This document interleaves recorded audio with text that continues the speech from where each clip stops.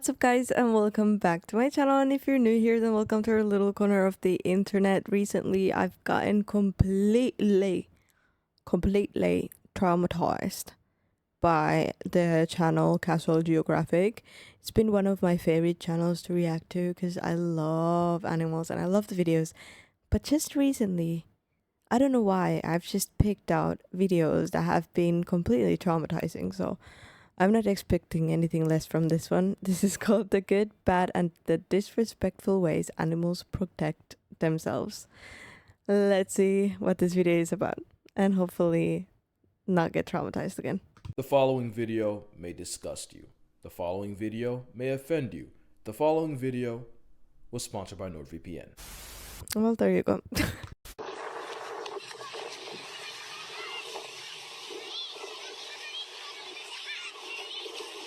That guy deserves an award. A Darwin Award. You remember that video I made on animals that got absolutely screwed by nature?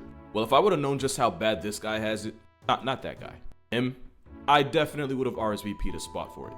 That is a dwarf sperm whale. If you've never heard of them before, there's a pretty good and slightly depressing reason. This pint-sized porpoise typically measures at 7 to 9 feet long and can weigh in at 600 pounds. And while that would make him a tank as a human, for an animal with whale in its name, it's pretty travel size. And that's what makes it the light work of the ocean. The thing is, being plus size works for whales since they're too massive for anything to be a legitimate threat to them. Anything that isn't a malicious equality dolphin. And being small for a whale makes you the perfect candidate to be an orca's source of protein. Dwarf sperm whales also regularly get meal prepped by great white sharks, and can even get griefed by a bold enough fur seal. I've never seen like a actual shark in real life, nor a whale. So I just imagine that they're massive. But I just can't, I can't imagine how actually big they are because I've never seen one. But maybe one day. With the ocean being the gauntlet of disrespect it so often is, it almost makes sense when dwarf sperm whales beach themselves. That and the fact that with its sonar not working in shallow water, the whale basically goes blind and as a result panics. So much so that they often factory reset themselves to heart failure. And this kind of thing happens a lot more than you'd expect. To the point where most of what we know about this dwarf whale comes from the individuals that beach themselves. And obviously nature felt bad for this eternally screwed cetacean since nature gave it a secret weapon. Dwarf sperm whales are equipped with a sac near its anus filled with reddish brown fluid that I've been told looks a lot like chocolate syrup. So far no one's been brave enough to see if it tastes as good. When this pressed porpoise feels threatened, it'll release its Hershey flavored contingency plan the same way a squid might do with ink. The idea being to confuse a predator long enough to escape to get put on a shirt another day. What looks like a blue whale's time of the month is actually a dwarf whale matrix ducking death. Although admittedly it doesn't take you very far if you proceed to skull check a rock in the process. In a world where death can be waiting at every corner, animals had to get creative to live long enough to make more. See, this is what I mean by traumatized. I didn't even know that dwarf smells whales are a thing. For themselves. You can be a turtle and carry your personal panic room on your back. You can equip yourself with spines and quills to make sure if you go down, you don't go down alone. And if you're a predator, staying camouflage can ensure your victims never see you coming. Did you see him? I hope so, because he sees you. Being able to go real life incognito is important in the wild, but just as important on the internet with your precious data. Which is why NordVPN creates an encrypted tunnel for data and protects your identity from my search history for certain parts of this video. You'll know it when you see it. NordVPN allows you to connect to one of thousands of different servers in up to 60 different countries. You can't watch it in your country, just know Australia. And with Nord most out of your stream, a huge discount for free is something that applies to zero VPN's money back guarantee. It's basically risk free. Unfortunately, risk-free is something that applies to zero aspect of this whale's way of life. And when you play the game of life on veteran difficulty just by playing it in the ocean, you have no choice but to get creative. Just ask the hagfish, one of the most vile things in the sea. The hagfish diet consists of all the things society would normally bury or flush down the toilet. And that can involve burrowing itself into a rotting and possibly diseased corpse and eating its way out. Anything with a meal plan like that probably isn't something you should think about eating yourself.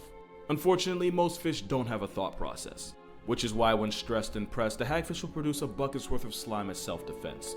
The end game to trying a hagfish is the very real possibility of suffocating as the slime clogs the gills, and the fish that thought it scored easy calories now chokes to a flatline. In 2017, a truck carrying hagfish crashed, and the hag squirted enough slime to turn the highway into final destination. It's like a Mario Kart item that just slipped past the sensors. Pun it. See, this is exactly what I mean. Ew. Ew. Ew. Ew. What am I looking at right now? Intended. And for those of you questioning what a gang of goo guppies was even doing on a truck, well, apparently the hagfish is a delicacy in some places. He's a stronger person than me, that's for sure. Don't bother asking why, no answer's satisfying enough. People also eat cucumbers. And I don't just mean the underage pickle. I'm talking about the sea cucumber. The sea cucumber is an echinoderm related to starfish and sea urchins, but it looks like it identifies as something you'd wipe off the bottom of your shoe. And ironically, that's exactly the kind of stuff they eat. This bottom feeder inhales everything from the dead, diseased, and decaying to the stuff that's already passed to another animal's system. Yeah, bottom feeder. That's a double meaning for you. And like the hagfish, the sea cucumber has some of the weirdest forms of self-defense you'll ever see. Exhibit A, anal teeth.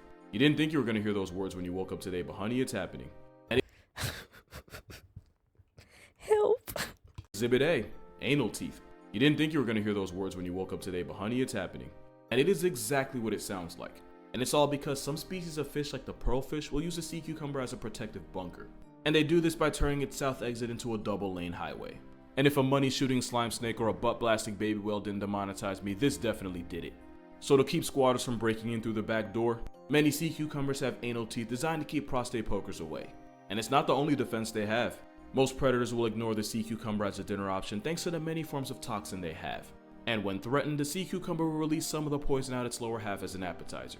And somehow that's not the weirdest thing that can come out of a cucumber.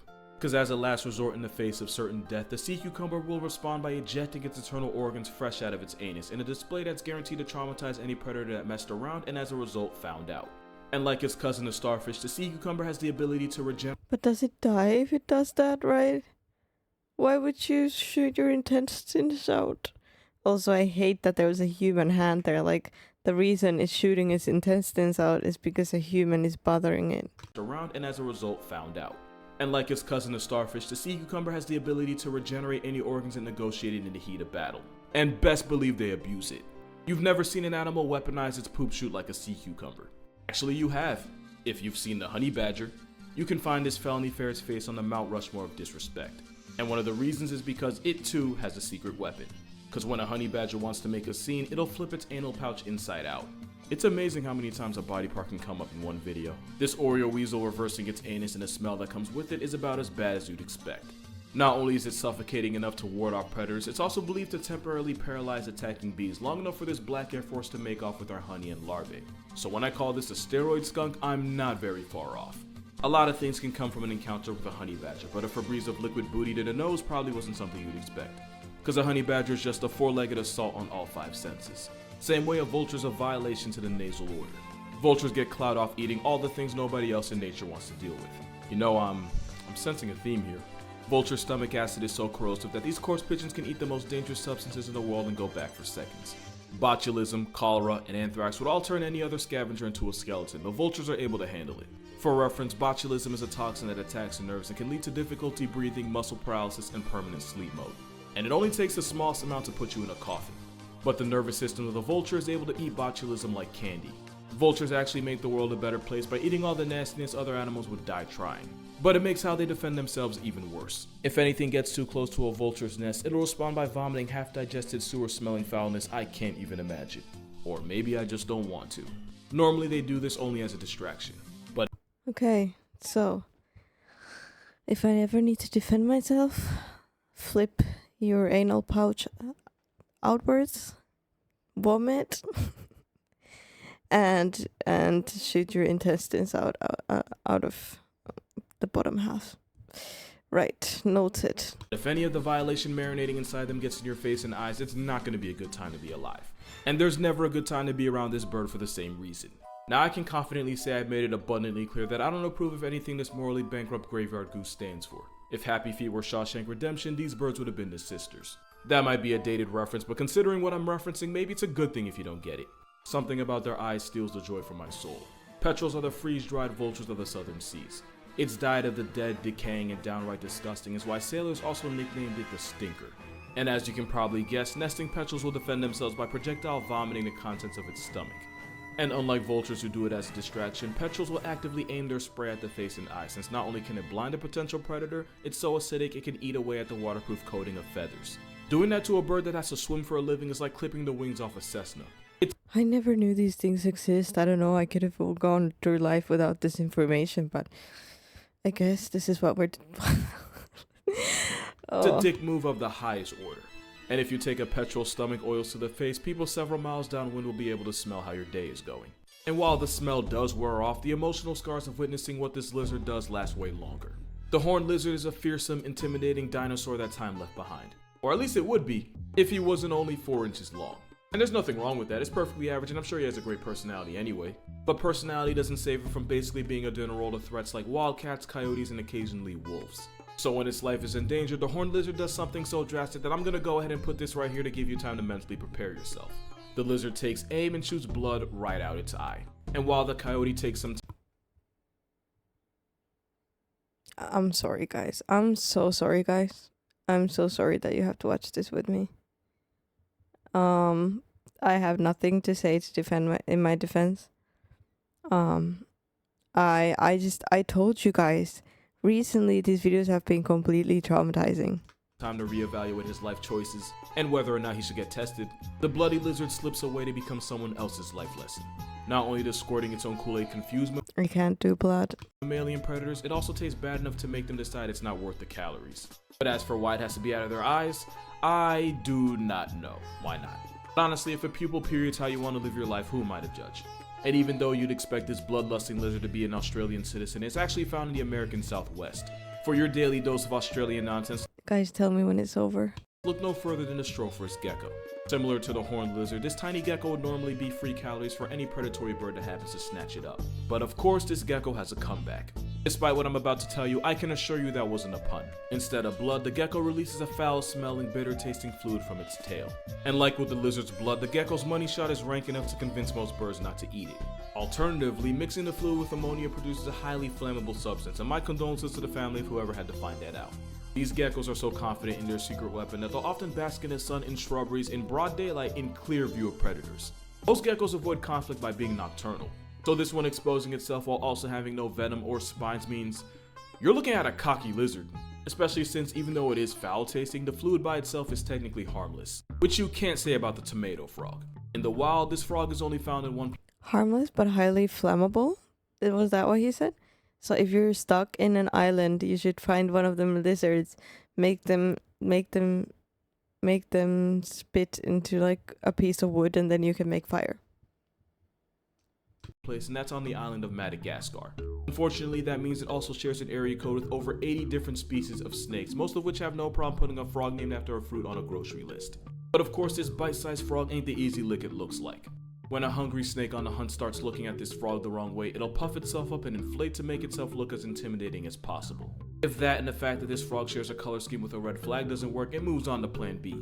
As soon as a snake makes contact, the frog releases a sticky, glue-like substance from just under its skin. Not only is the glue an assault on the tongue, it also irritates the inside of the snake's mouth. And if the snake's too stubborn to let go, it can end up getting its jaws gummed together for a couple days. Long enough for the snake to tell his friends what happened. But it's not just snakes that can get a life lesson. A lot of people will keep this affiliated Kermit as a pet, which is fine, except if you handle them for too long or stress them out in any way, you can end up getting glued, and occasionally it can trigger an allergic reaction in people. It won't kill you, but it's why owners are advised not to try and handle this frog. And for mental health reasons, you shouldn't handle the hairy frog either. It got its name from the hair-like structures that What? What am I looking at? Once again. grows on males, but the reason for that is actually surprisingly wholesome. Those structures help the frog absorb more oxygen and allows him to spend more time underwater to look after his family of eggs. But it's also known as the wolverine or horror frog, and the backstory for that is a lot less wholesome. Because when this Central African frog chooses violence, it'll purposely break the bones in its toes, force them through the skin, and then use them as DIY claws. Imagine going to fight a guy and he gives himself an open fracture and then tries to slash you with it. The bones do heal and the tissues eventually regenerate, but the mental image it inflicts on anyone involved stays with them for life. Claws themselves might not look that bad, but if we solve conflicts by Anderson Silvaing ourselves, world peace would be our only option. If you don't get that reference, you're one of the lucky ones. But if snapping your own bones and using them as weapons wasn't metal enough, one ant somehow managed to take it a step further. It was when the Malaysian There's no way. What does one step further mean? I mean, you would... Boss's Saundersy colony is under attack. As a last resort, a soldier ant will violently contract its abdomen until 2 poison-filled glands explode. These ants full-on kamikaze themselves, while also taking out any enemies caught in the toxic blast radius. The glue is acidic, corrosive, and strong enough to immobilize attacking ants. And while turning itself into a tactical puts the soldier out of commission, its sacrifice can possibly save its entire colony. Because if the invading ant colony wins, they'll murk the queen, steal all the food, and even capture some of the soldiers from the losing side and keep them as slaves. Which is why if it gets to that point, this ant will self-destruct for the good of its colony. But also why if ants were human-sized with nuclear weapons, they'd probably end all life on Earth in a week. And that's gonna do it for this video. For more Ants are something else. consistent content and daily uploads, be sure to follow me on Instagram and TikTok. And to watch these videos before I post them, consider becoming a patron on Patreon. And if you haven't pre-ordered my new book yet, go ahead and do that for me too. There's also an audiobook, so short attention span or being illiterate isn't an excuse. Shameless plug aside, be sure to drink water, hug your mother, be glad you weren't born an ant, and I'll see you in the next one. This video was traumatizing once again. Top 10 most wholesome animals. Have we watched that video? Yeah, next time I need to choose better. I thought this might be like, a little bit better, but no, this was even worse. I think this has been one of the worst ones, as in like most traumatizing. But it was still interesting because they, I never even knew that there were animals like the hairy frog or, and yeah, I am very intrigued about ants too. I would love to have an ant farm. Someone in the comments said that an actual farm is a lot of work. What about an ant farm? I would love to watch them, work together and do their little colony. I think is very interesting. But thank you guys for joining me for this video either way. Let me know in the comments below which one traumatized you the most. And please leave a like, subscribe, and I'll see you guys in the next one.